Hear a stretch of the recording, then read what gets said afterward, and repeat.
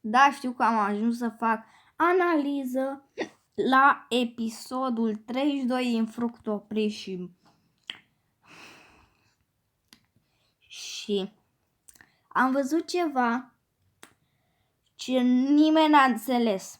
Adică i-a lăsat în chat. Asta vreau să fac eu astăzi. Scena aceea, acea scenă, să o analizez. Să analizez ce se întâmplă și tot promul ăsta. Deci, în prima secundă, adică 0-0, o vedem pe Ana cum vorbește. O să dau un pic mai tare. Dar stai că nici nu așa de tare, pentru că nu vreau să fie. Și Au mai rămas 9 episoade. deci, uite, au mai rămas 9 episoade. Sper să fie și sezonul 3, adică sezonul 3 dau eu o idee. Deci sezonul 3 ar putea să fie un sezon în care cei doi copii să fie mari. Și dacă îl știți, nu știu numele, dar era un copil care era tot în poveste. Nu știu, acum nu știu. Deci era un copil care era, cum să zic, avea pe acolo 10-11 ani.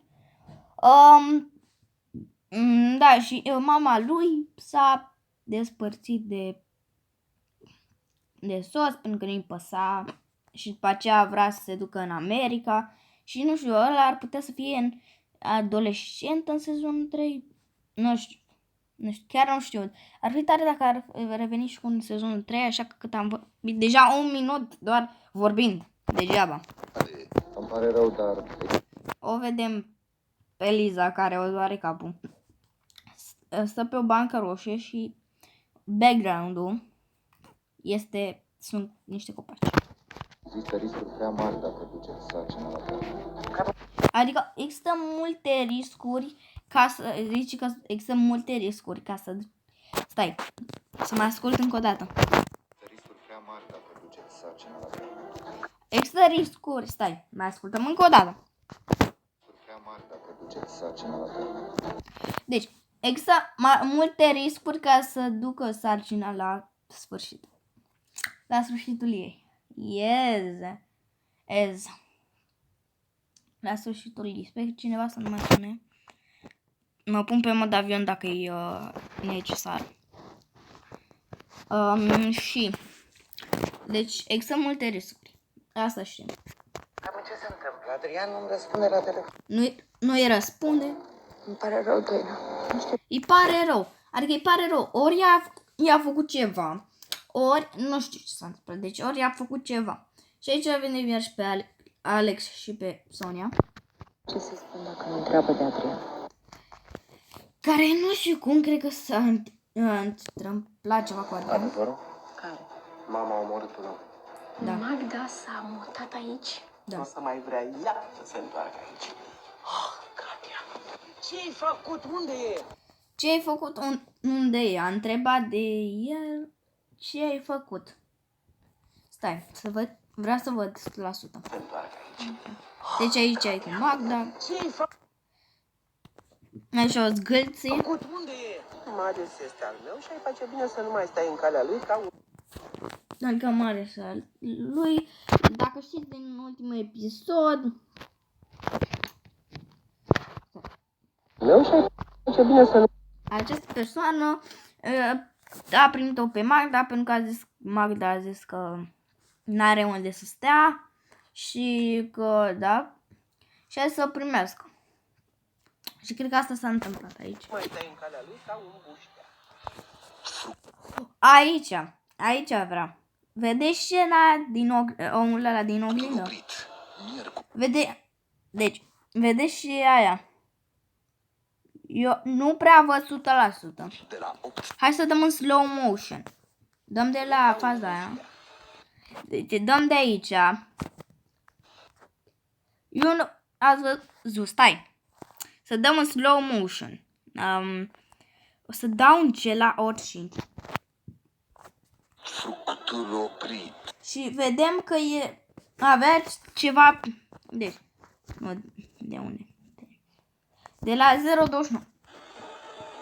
Deci, ați văzut că o persoană în oglindă ce ar face o referință cum că Adrian a murit, dar dacă a murit, dar că e fantoma lui, adică e fantomă. Și dacă vedeți, omul ăla are ceva la gât, un bandaj roșu ce-o fi, sau ce-o fi om. Nu prea îi vedem fața. Și pe aceea, de la gât sau de unde avea, ieșea chestia aia. Ceea ce pare ca un fel de fâșie roșie și cu ceva alb, adică pare ca un fel de perie. Deci pare un fel de perie. Pare o perie. Nu știu de voi, spuneți-mi și mie în comentarii ce este acea chestie, că eu nu văd. Acel lucru, chestie, obiect. Ok, acum voi reveni cu analiza 100%, adică o să privim mai mult screenshot-ul. Aceasta este scena și am intrat în galerie și ca să mărim. Nu se vede clar, dar dacă vedeți aici, este și în ceastă pusă, nu știu de ce. Deci, vedem că pare ca o perie. Adică, cine ar putea fi? Adrian, nu?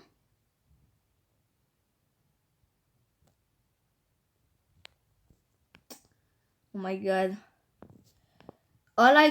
Ăla care se uită în jos, e capul. Și ăla e corp. Dar de ce se sprijină ce-o fi aia? Pentru că dacă vedeți, este în aer. Este în aer.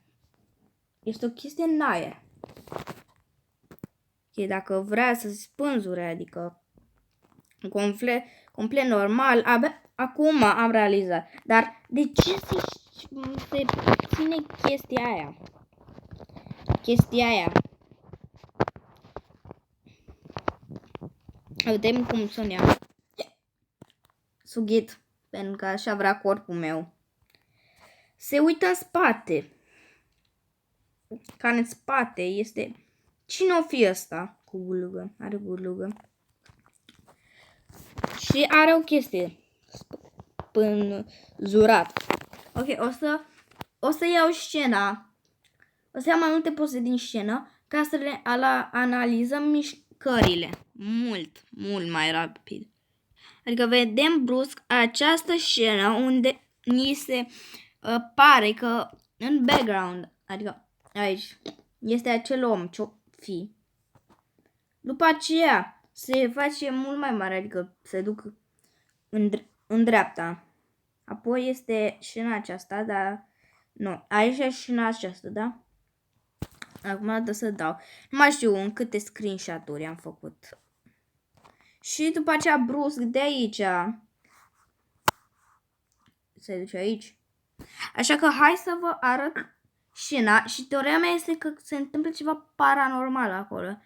Eu zic că nu vrea să se spânzure. Pentru că dacă vă uitați la scena asta creepy, e o scenă creepy. Deci, pornim din momentul unde care s-a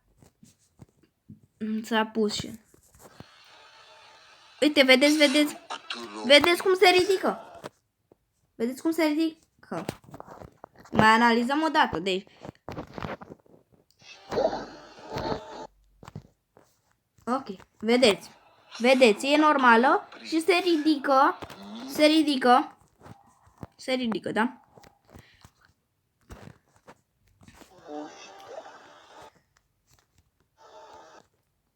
Se vede omul ăsta cu glugă. Și uitați, se ridică. Uitați, se ridică și rămâne în aer. Se ridică și se duce în aer.